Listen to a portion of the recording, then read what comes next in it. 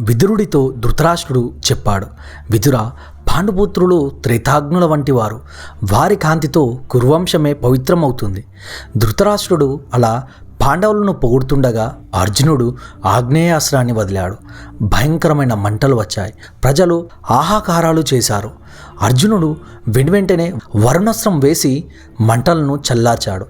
మేఘాస్త్రం వేసి అనేక గుబురు నల్లని మేఘాలని సృష్టించాడు. భూమాస్త్రాన్ని వేసి భూమిలోకి బాణాన్ని పాతాళం వరకు పంపించాడు. మరో అస్త్రంతో పర్వతమంతా అయ్యాడు. మరొక అస్త్రంతో పొట్టివాడయ్యాడు. మరో అదృష్ట అస్త్రంతో తాను కనిపించకుండా పోయాడు. మహోన్నత వేగంతో దూసుకెళ్తున్న సింహాలపై వాక్యమేరు బాణాలు వేసి వాటిని నిలువరించాడు. రంగస్థలంపై వీర విహారం చేశాడు.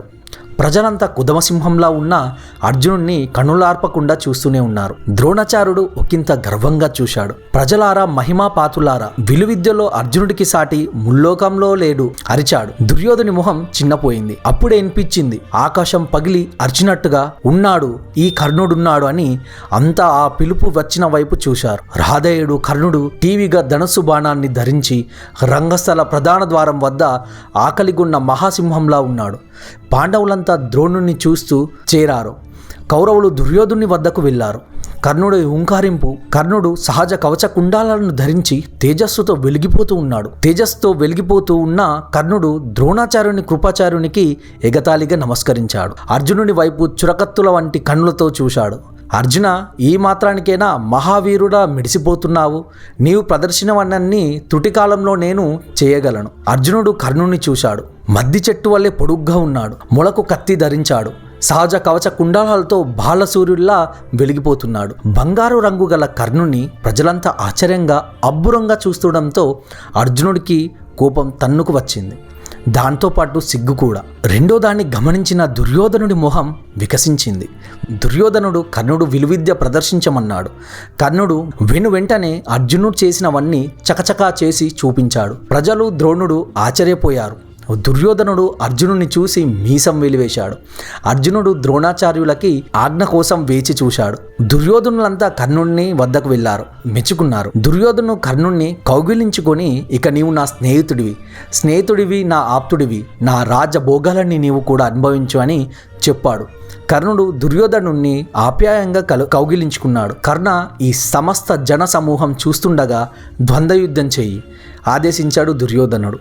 దానికి అర్జునుడు అగ్నిజ్వాల వలె మండిపోతూ కౌరవుల మధ్య టీవీగా వెలిగిపోతున్న కర్ణుడికి చెప్పాడు. పిలువని పేరంటానికి వచ్చిందే కాక నోటికి వచ్చినన్ని మాటలు మాట్లాడుతున్నావా సూతపుత్ర? విచక్షణ జ్ఞానం లేని అవివేకుడా! అవివేకంతో అనాలోచితంగా మాట్లాడితే నరకలోకానికి వెళ్తావు. కర్ణుడు అదే ఆవేశంతో అర్జునుడికి ఇలా చెప్పాడు. అర్జున, చేతకాని మాటలు కట్టిపెట్టు. వీరత్వానికి బొట్టు పెట్టి పిలువనక్కర్లేదు. ఇది పేరంటము కాదు, వీరస్థలము. ఉన్నప్పుడు పదునైన బాణాలతోనే మాట్లాడాలన్న యుద్ధనీతి కూడా తెలియని నువ్వా నాకు నీతులు చెప్పేది? ఈ రంగస్థలంలో ప్రవేశించడానికి నిషేధాలేమీ లేవే, అలాంటివి ఏవి ప్రకటించలేదే. ద్రోణాచార్యుడు ఇద్దరిని శాంతపరిచి యుద్ధ ప్రదర్శనకు సిద్ధమవ్వమన్నాడు. దుర్యోధనుడు కర్ణుడి భుజం తట్టాడు. ఇద్దరు రంగస్థలంలో మధ్యలో ఉన్నారు. అర్జునుడు ప్రళయ కాలాగ్ని వలె ఉన్నాడు. అతని నల్లని కనులు ఎర్రవయ్యాయి. కర్ణుడు ఆకలిగున్న సింహంలా ఉన్నాడు. కర్ణార్జునుల మధ్య ద్వంద్వయుద్ధం మొదలైంది. రాధేయుడు గొప్ప భుజాల గల అర్జునుడిపై మేఘాస్త్రాన్ని వదిలాడు. మహాభీకర ధ్వనులకు కాంతులను వెదజిల్లుతూ భూమి నుంచి నింగికెగిసి మహామేఘ సమూహాలన్నీ సృష్టించి కటిక చీకటి చేసింది. ఒక్కసారిగా చీకట్లో వర్షం కురిసినట్లు అంత చీకటమైపోయింది. ఆ చీకట్లో అర్జునుడే కనబడకుండా పోయాడు. తన పుత్రుడైన కర్ణుని అరవీర పరాక్రమ నైపుణ్యాన్ని సూర్యుడు సంతోషించి అతని మీద తన వెలుగు పడేలా చేశాడు. ఆ కటిక చీకటిలో మహాపరాక్రమవంతుడు అర్జునుడు కనబడకపోవడంతో కుంతి ఆందోళన చెందింది. పుత్రవాత్సల్యంతో భయపడి మర్చిపోయింది. విదురుడు కంగారు పడి అతి చల్లని గంధపు నీళ్ళని చల్లి లేపి ఊరడించాడు. అర్జునుడు వాయువస్త్రాన్ని ప్రయోగించి మేఘాల సమూహాలను పరుగులు పెట్టించి పారద్రోలాడు. అనంతమైన వెలుగును మళ్ళీ రప్పించి అందు మరింత వెలిగిపోతూ కనిపించాడు. విదురుడు కుంతికి అర్జునుడిని చూపించాడు. అర్జునుడితో పాటు కర్ణుడిని కూడా చూసి సంతోషించింది కుంతిమాత. ధర్మవేత్త కృపాచార్యుడు కర్ణుడు అర్జునుని మధ్యన నిలిచి ఇలా చెప్పాడు. కర్ణ, అర్జునుడు కురువంశంలో జన్మించిన శ్రేష్ఠుడు. పాండురాజు కుంతిదేవుల పుత్రుడు. రాజధర్మం గలవాడు. ఇట్టివానితో యుద్ధం చేయదలిస్తే నీవు నీ వంశక్రమాన్ని నీ నామధేయాన్ని తెలియజేయి. యోగ్యత అయితే యుద్ధం చేయవచ్చు. దానికి కర్ణుడు దెబ్బతిన్న సింహంలా అయ్యాడు. తలవంచుకున్నాడు సూతపుత్రుడు. తాను సూతపుత్రుడని రాధేయుడనని చెప్పడానికి ఇష్టపడని కర్ణుణ్ణి చూసి దుర్యోధనుడు ఇలా అన్నాడు: గురువారా, కులమున్నవాడు, అధిక సేన సమూహాలున్నవాడు, వీర పరాక్రమం ఉన్నవాడు, వీరంతా రాజుగానే భావించుకుంటారు. అర్జునుడు రాజవంశ శ్రేష్ఠుడైతే ఈ కర్ణుడు కానట్లయితే అదే అడ్డైతే ఈ కర్ణుణ్ణి, నా ఈ మిత్రుణ్ణి ఇప్పుడే అంగరాజ్యానికి అభిషేకుణ్ణి చేస్తానని చెప్పాడు గంభీరంగా. కర్ణుడు దుర్యోధుని వైపు కృతజ్ఞత భావంతో నిర్గంతపోయి చూస్తుండిపోయాడు. దుర్యోధనుడు భీష్మ ధృతరాష్ట్రులకు తన నిర్ణయం చెప్పాడు. బ్రాహ్మణులకు గోదానాలు ఇచ్చాడు. వేద మంత్రవేత్తలతో మంగళకర మంత్రోచ్చరణ చేయటం ప్రారంభించాడు. సమస్త పారిజానులు చూస్తుండగా బంధుమిత్ర సపరివార సన్నిహితుడైన కర్ణుణ్ణి అంగరాజ్యానికి అధిపతిగా ప్రకటించాడు. బంగారు పీఠాన్ని తెప్పించాడు.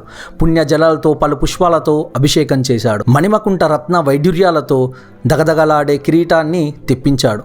అంగరాజ కర్ణ, నా హితుడా, ఈ సమస్త రాజుల సమక్షమున నా సోదరులు ప్రజల మధ్య నిన్ను అంగరాజ్యానికి పట్టాభిషేకుణ్ణి చేస్తున్నాను. ఈ కర్ణుడు ఇక అంగరాజ్యానికి రాజు. కర్ణుడి కనుల నుంచి ఆనంద బాష్పాలు రాలాయి. ప్రభు, నీ చెలిమి కన్నా మించినది కాదు ఈ కలిమి. సముద్రమే చెలియాలి కట్టుగా చేసుకొని పాలిస్తున్న ఈ రాజాన్యుల ముందు నన్ను రాజుని చేశావు. నీవు చేసిన ఈ మహోన్నతమైన గౌరవాన్ని నేను ఏమిచ్చి రుణం తీర్చుకోగలను? ఆజాన్నాత్మము హర్నిశము మీకోసం, సర్వభౌమత్వ మీ పరిరక్షణ కోసం పాటుపడతాను. దుర్యోధనుడు కర్ణుడిని ఆత్మీయంగా కౌగిలించుకున్నాడు. తన పుత్రుడు కర్ణుడు అంగరాజ్యానికి పట్టాభిషిక్తుడవ్వడం గాచిన అతిరథుడు పరమానందంగా కర్ణుని కాడకు వచ్చాడు. తండ్రికి ఎదురెళ్ళి నమస్కరించాడు కర్ణుడు. అతిరథుణ్ణి కర్ణుణ్ణి చూస్తూ భీముడు ఉక్రోషంగా చెప్పాడు: కర్ణ, సూతకులంలో జన్మించావు. అంగరాజ్యాన్ని అధిపతి అయిన నీవు రాచబిడ్డవు కాలేవు.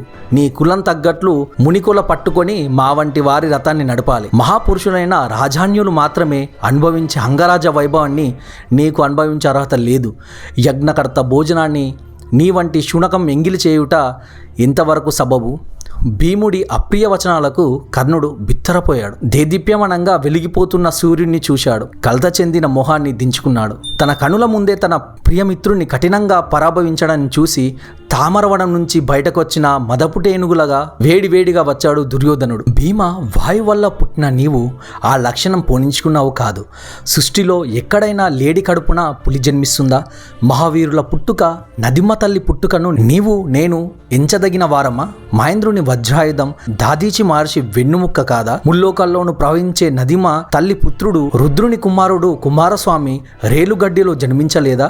అంతెందుకు, గురువర్యులు కృపాచార్యులు కూడా జన్మించినది రేలుగడ్డిలోనే కదా. ధనుర్విద్య పండితుడు మనకు విద్య నేర్పిన ఈ పుణ్యపురుషుడు ద్రోణుడు కుండలోనే కదా పుట్టినది. అంతెందుకు, అందరూ చెప్పుకునే మీ పుట్టుక ఎటువంటిది? కర్ణుడు సహజ కవచ కుండాలతో జన్మించినవాడు. తన అరివీర మహాపరాక్రమంతో అంగరాజ్యాన్నే కాదు, ఈ సువిశాల భూమండలాన్ని కూడా పాలించగల జగదేక వీరుడు ఈ కర్ణుడు. సూర్యుడు అస్తమించడంతో కర్ణుడితో కుడివేయి మహాదీవిటిలతో వెలిగిపోతున్న తన రాజభవనానికి వెళ్ళాడు.